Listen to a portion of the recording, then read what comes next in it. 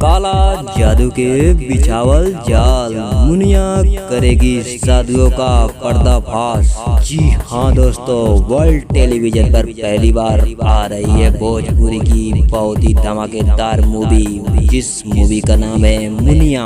अगर आप भी देखना चाहते हैं ये मूवी तो वीडियो पर लास्ट तक बने रहिएगा। हम आपको बताने वाले हैं ये मूवी कब और कहां देखने को मिलने वाला है। वीडियो में आगे बढ़ने से पहले आप लोग को बता दूं, अगर आप हमारे चैनल पर नए हैं तो चैनल को सब्सक्राइब जरूर करें और बेल आइकन को जरूर प्रेस करें, क्योंकि दोस्तों हम ऐसी वीडियो आपके लिए लाते रहते हैं। सबसे पहले हम बात कर लेते हैं इस मूवी में स्टार कास्ट में कौन कौन नजर आने वाले हैं। दोस्तों आप लोग को बता दूं, इस मूवी में स्टार कास्ट में नजर आने वाले हैं काजल राघवानी, रितेश उपाध्याय, किरण यादव, आराध्या पांडे, प्रेम दुबे, कौशल शर्मा, राम सिंह और भी ऐसे अन्य कलाकार नजर आने वाले हैं। अब दोस्तों हम जान लेते हैं ये मूवी कब और कहां देखने को मिलने वाला है।